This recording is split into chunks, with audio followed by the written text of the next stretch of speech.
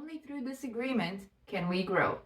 So if this sounds like something you'd like, please stay with us. Perfect.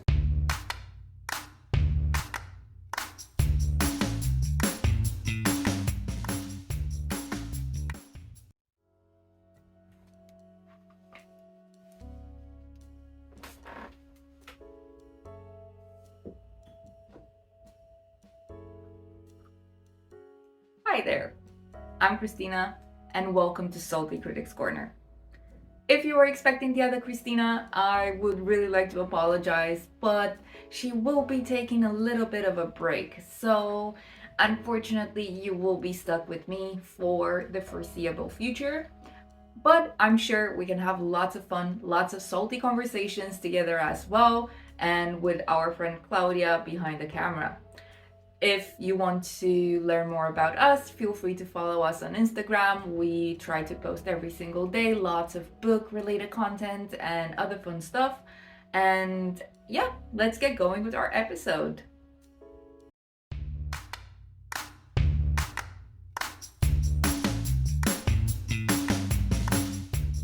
So, who are we going to talk about today? Interestingly enough, we kind of came up with the idea when we were doing the previous episode, Bret Easton Ellis.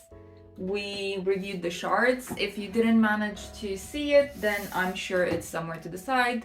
But when we were reviewing Bret, we discussed a little bit about who he influenced. And one person that came up repeatedly and that we really felt had absorbed a lot of the lessons that Bret Easton Ellis imparted upon us, through his famous novels like Less Than Zero, American Psycho, to an extent the shards as well. To finally get on with it, although I'm sure you've obviously seen it in the title, today's subject will be Ottessa Moshfegh and her incredibly famous novel at this point, My Year of Rest and Relaxation. To walk you through a little bit of what you can expect from the episode, and we'll get on quickly enough. We are going to talk about who is Ottessa, where does she come from, how long has she been publishing, what are some of her other novels, etc. We're going to talk about her influences, so who influenced Ottessa, who did she influence, what is her impact in general. Then we're going to do a bit about the actual book, My Year of Rest and Relaxation, what is it about, and rest assured, as much as I can, I won't be giving out any spoilers. Then, what we like to think is a series of, well, hopefully hard-hitting questions, or at least questions that will help us start a conversation, because at the end of the day, this is our goal overall. We really want to build our community of unlike-minded individuals where we can be salty in peace. So we have a couple of questions about Ottessa, about her work, about the cultural impact. And finally, a tiny small little verdict, is this book worth your time? So without further ado, because I think that was long enough as it is, I'm still getting used to being on my own in front of the camera, so please bear with me and thank you for your patience. Any feedback, any thoughts, any questions, please leave them down below in the comments. It really helps the channel. Then we can get talking. So yeah, let's get going. I really wave my hands around so much.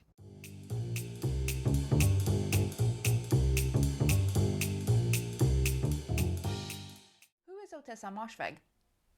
Good question. And I'm gonna try to give you a bit more than what's on her Wikipedia page, because obviously anyone can read that.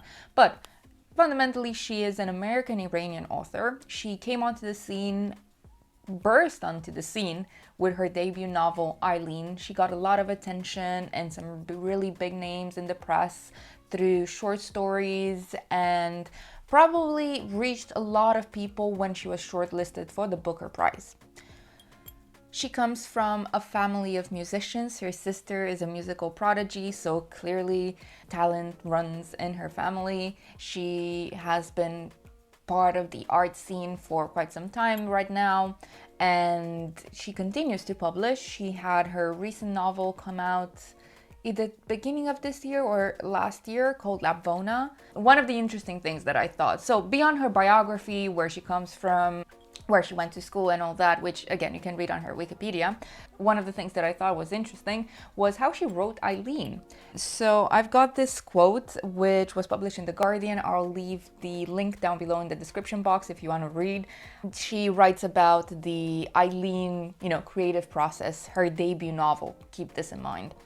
So Moshfegh went out and bought a book called The 90-Day Novel by Alan Watt. It's ridiculous, claiming that anybody can write a great book and quickly too. And I thought, if I were to do this, what would happen? Would my head explode? So I followed it for 60 days. It was so boring, but it ended up as an Oulipian thing, struggling with the limitation, and it was actually interesting to conform to these rules.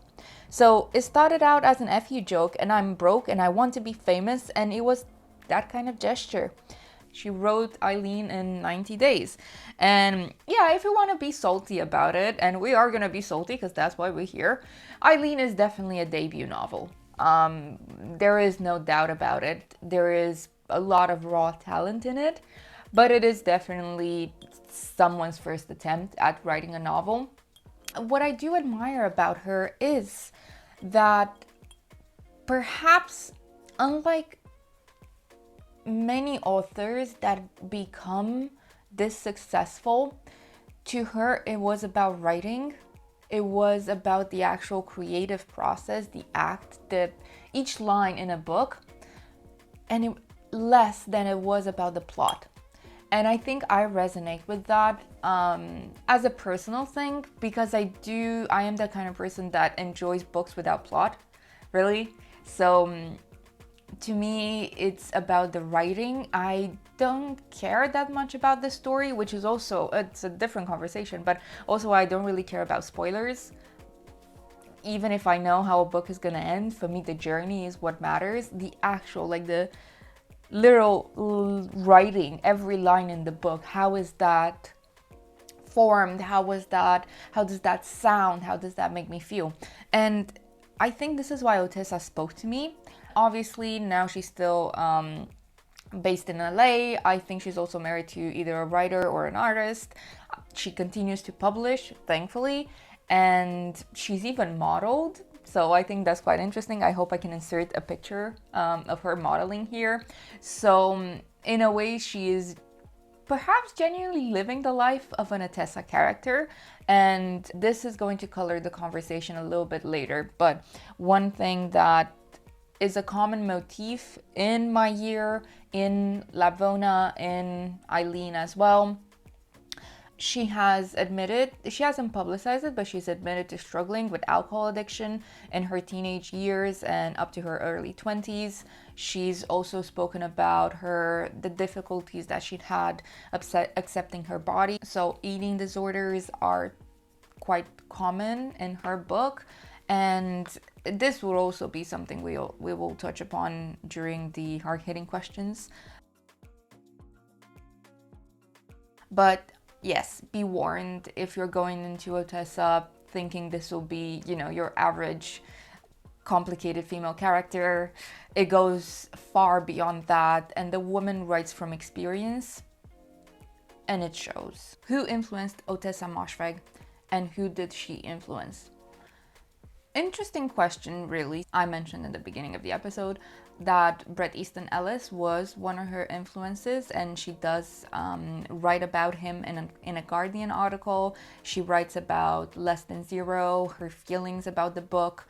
But I think, and this is not something she stated, so it's just a connection we've been drawing, but to me, Ottessa speaks like some beat writers. To me, Ottessa speaks like these hard-hitting journalists. She is not the female version because she has her own voice, but to me she is part of this group of writers. I got 2 books with me because this is what she really reminded me of as I was reading her books: Charles Bukowski and Philip Roth.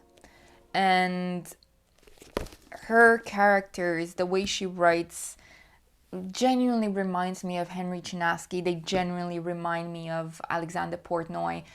in the sense that they are not even meant to be anti-heroes. They are not heroes of any kind.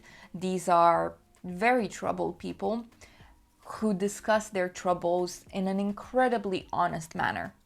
And I think this is why, one of the many reasons why her work resonated with women so much, and with the general public, of course, but women in particular of any age, because she is so fundamentally honest.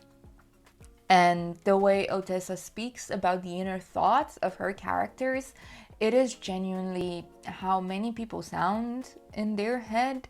A lot of criticism, a lot of brutal honesty, and to me at least, and from what I've seen to a couple other people, this was refreshing. This was, finally someone telling it like it is, but I don't think, not even telling it like it is, but speaking in the same tone of voice, in a similar tone of voice as Alexander Portnoy. And if anyone's familiar with Philip Roth, his books are a lot about basically, and especially Portnoy's complaint about people with mommy issues and terrible relationships with women, and they are highly self-aware. So obviously Philip Roth's gotten a lot of criticism for his personal life, for the fact that he was genuinely not a nice person. He was genuinely a terrible person. But I don't think anyone can argue that he was anything else but a literary master. And same with Charles Bukowski, who, again, so many episodes to make, but Charles Bukowski has such a special spot in my heart. Again, for the way he writes, when his tone of voice, the way he explores the world is refreshingly honest.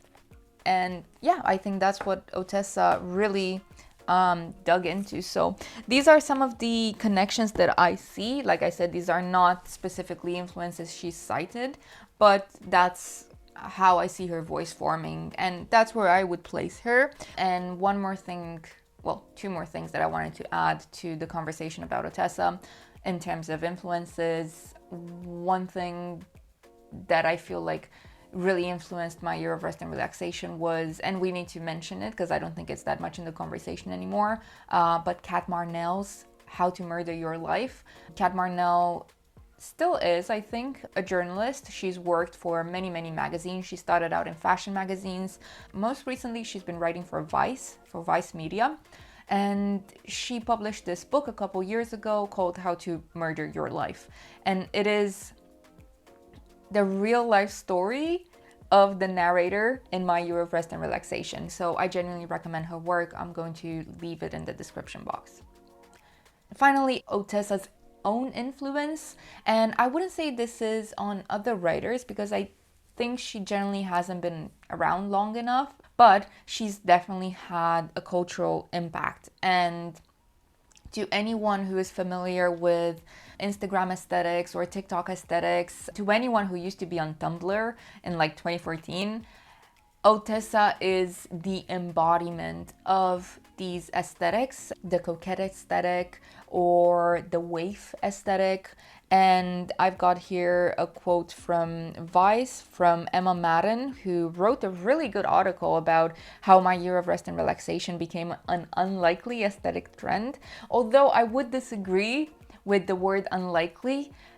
As soon as you open the book, you realize this is what every edgy Tumblr girl wanted to say and look like and be like in 2014. And of course, all of that has had such a strong resurgence on Instagram, on TikTok. To give you the definition of the coquette aesthetic, so you get a bit more of an understanding of why my year of rest was so impactful. The coquette aesthetic is a continuation of the 2014 Tumblr aesthetic, wherein the macabre and the feminine intersect, the brutal attenuated through the muted and pastel-y and soft, like a Lana Del Rey song or a photo of a bruise in an angelic light. The coquette aesthetic is a dedication to the sensorium, the luxurious, the feminine solitude. So lonely, complex, beautiful people, which I think is going to be key in this conversation, is suffering better, more entertaining, easier to read about, to consume when it's the suffering of beautiful people? Is there certainly is, it's not even a question, an aspect of voyeurism into these beautiful people's lives. When you read My Year of Rest or books like Cat Marnell's, and you realize these rich, beautiful, successful people also suffer, I'm sure there is a titillating element in there. But yeah, the coquette aesthetic is a dedication to the sensorium, the luxurious, the feminine solitude. It is present, it is passive, it is self-destruction as revolt, a site of potential power rather than weakness. So again, feminine power dynamics come into conversations here as well. And the My Year of Rest and Relaxation definitely fits into this conversation. So fundamentally, Ottessa's influence is definitely on the culture.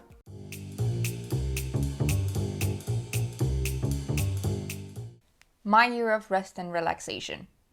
What is this book about? To give you like a short summary, this book is about a young woman who's never named. She's simply the narrator, and her quest to sleep for a whole year and reset her life.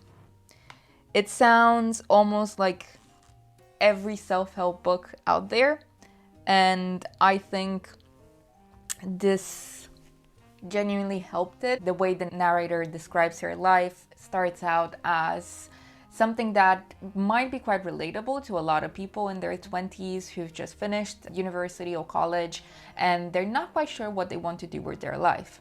But that's where the relatability ends, because the narrator is this incredibly privileged person. She describes herself as looking like Angelina Jolie in Girl Interrupted. She's effortlessly skinny. She's got an inheritance. She can basically live her life in a beautiful New York apartment any way she sees fit. And she decides that what she wants to do with her inheritance is spend this 1 year sleeping. There's also her best friend slash, not even frenemy, but it's an interesting relationship. Her best friend Riva, and this is someone who I think it's supposed to almost serve as a normal character, someone who is more relatable in a sense than the narrator. So this is not a rich person. She struggles a lot with her self-image. She suffers from an eating disorder. So again, something that we mentioned is a common motif in Ottessa's books. And Riva basically survives off of her jealousy of the narrator, or at least, and again, this is something that Ottessa uses in many of her books, the unreliable narrator.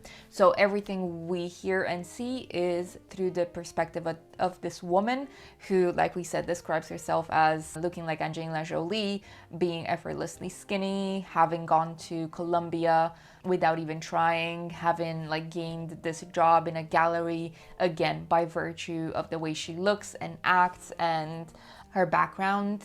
The fact that she just fits in the world, and the fact that for her it would be so easy to be successful, but she decides that none of that makes her happy or fulfilled, and she wants to sleep for a year. But where I think this book really shines, of course, in the way it's written, in the characters it portrays, and in the fact that it's had such a cultural impact.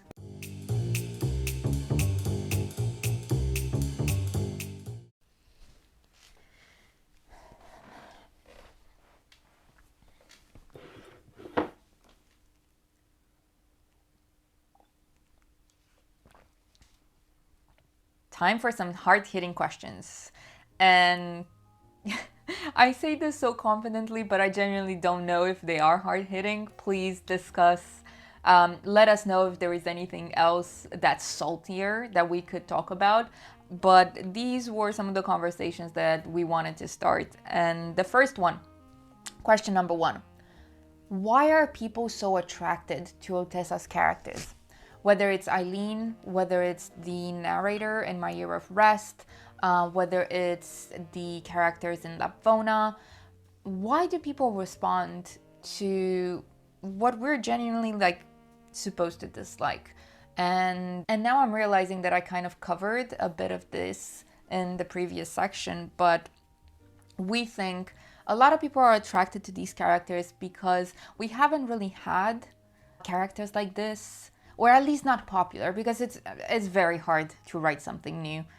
It's nigh impossible to say this is the first book that did this. It is not, but it is one that became very popular, and I wrote down a couple notes about this. And to me, it goes back to what is a likable female character and what is an unlikable female character.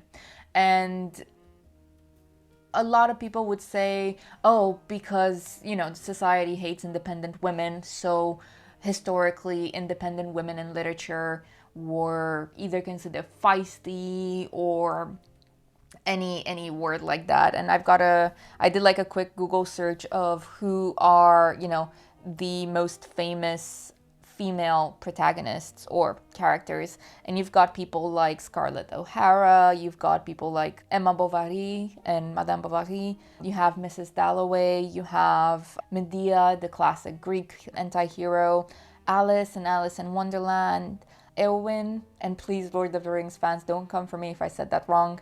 A couple of female characters, strong female characters, which I feel is almost like a cliche to say now. But what these women have in common is that they are all palatable.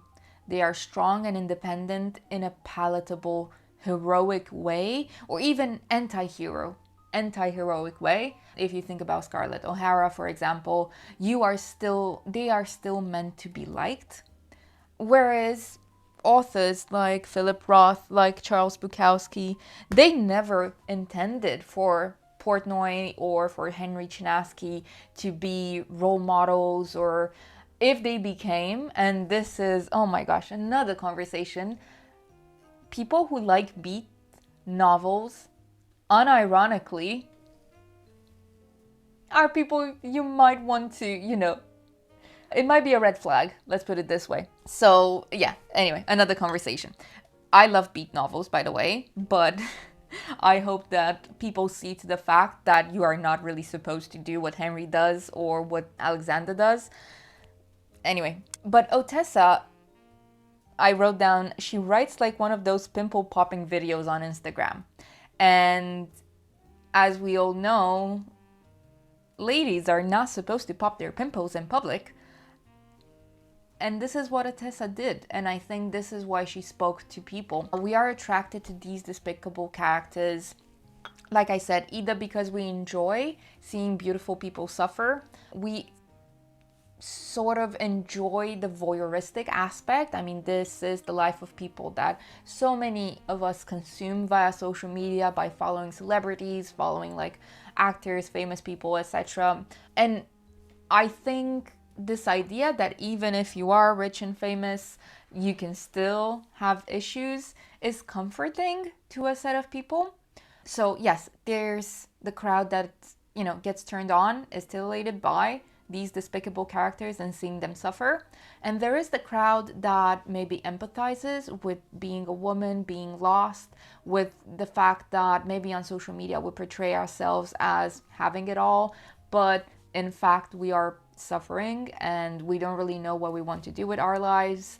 And this idea of someone exploring how it would be to have a whole year to yourself, to sleep it off and reset your life, is something that we just want to explore, and this is what attracts us to it.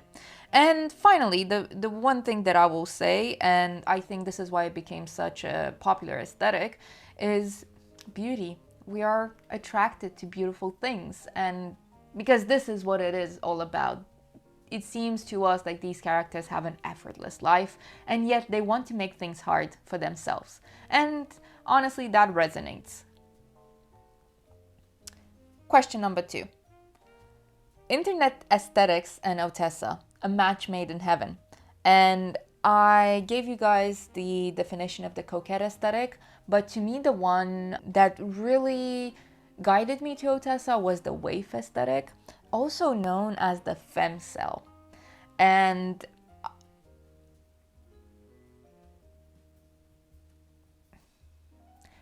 Mina Lee, the famous YouTube personality, she has a whole video on femcells. I'm sure she also touches upon Ottessa a little bit, but she discusses like the aesthetic as a whole and why people have started to respond to it.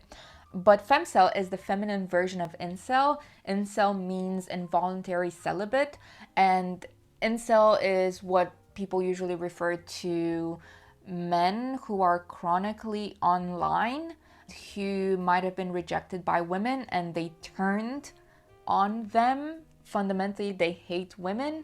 And the femcel is a very interesting, and I'll give you the definition. The waif, also known as the girl blogger, the femcel, the female manipulator, is a type of person who posts about rich, beautiful, intelligent, self-destructive, manipulative teenage girls. The imagery reflects a lifestyle such as a young woman would have. Largely nepotism girls, so like I said, female celebrities, models, ballet dancers, people who go to boarding schools.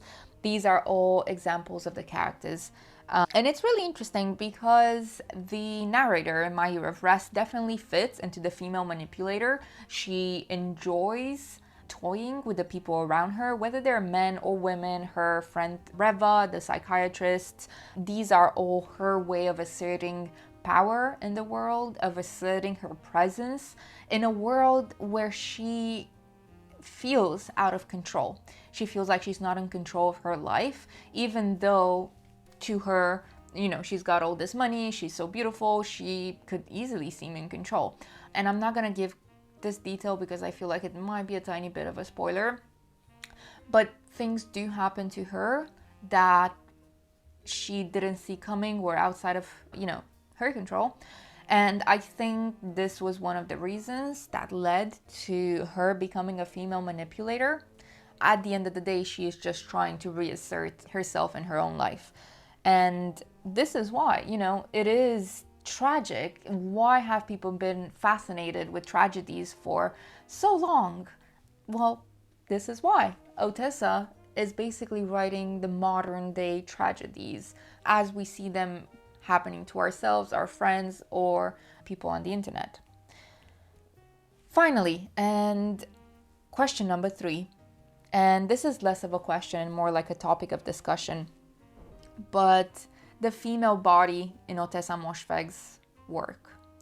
As I mentioned earlier, Ottessa herself has struggled with her body image for a long time. She has personal knowledge. She described the behaviors in Eileen, which range from self-harm, restrictive eating, alcoholism. She has described this as having personal knowledge of everything she's mentioned in her books. So again, this is a subject to thread carefully because it is very sensitive to a lot of people. But the female body in Ottessa Moshfegh, and she describes it as for Eileen's body obsession, and we see the body obsession in My Year of Rest pretty much on almost every page, whether it's the narrator or Reva. Ottessa has said, "It's hardly surprising, even inevitable. We live in a culture of objectification. Women are judged by appearance first. This is why I'm not putting my photo on the book jacket." And to me, it's interesting in light of the previous question, you know, why has this become so popular? And a big part of it is the attraction to beautiful things. What is the female body? The female body's role in Ottessa's work. And this is going to touch a little bit on Eileen as well, so not just My Year of Rest. Because in Eileen, we have this protagonist who sees herself as deeply flawed. She criticizes herself constantly, dislikes the way she looks, is aware that she doesn't look fashionable or attractive, but at the same time, she makes these decisions to dress in her mother's clothes, to wear things that don't match, to, in a way, part of her is rebelling against what society was expecting her to wear and look like. And the fact that she constantly attacks her body, but at the same time never stops thinking about it, is a big part of why I think Ottessa's work resonated with women so much. We are constantly under a barrage of people telling us how we should feel about our bodies, whereas basically this constant self-criticism that's supposed to, motivate you into becoming the narrator, really, this, again, effortlessly beautiful person. But I think the fact that, unlike other female authors who have explored eating disorders or, people struggling with their bodies, you can think back even to funny books like Bridget Jones. Does anyone remember Bridget Jones? Bridget Jones walked so Ottessa could run. I don't know. I feel like Bridget Jones was a lot more regressive. But in Ottessa, the reason why she resonated so much is also because to so many women, this self-criticism is so familiar. The fact that you cannot escape your body and the way people perceive it, whichever, body philosophy you follow, it is inescapable. And having this contrast between the narrator, who thinks of herself as this beautiful person, and Reva, who is constantly trying to change her appearance in order to look more like the narrator, I feel like this represents the two warring sides in a woman. I feel like many people contain both of these characters switching around on a daily basis. And that's why the way she approaches the female body, the way she describes the pimple popping almost nature of self-abuse and self-harm through methods like these is, to me, unique. And I think this is why so many people responded to it. And so those were our hard-hitting questions. What did you think? Leave us some comments down below. So, why did you relate or didn't relate maybe to these despicable characters? Do you agree that Ottessa's had a big impact on internet culture and, yeah, the female body in her books? Where do you stand on that? Leave us a comment down below. We'd love to start some conversations. And there you have it. My Year of Rest and Relaxation and Ottessa Moshfegh. Where do you stand on the topic? Thank you for watching. Thank you for sticking around. Please subscribe to the channel, leave us any comments down below, and give a big like to this video if you want to, if you enjoyed it, if you find it entertaining. Thank you so much for watching, and hopefully see you next time. Stay salty.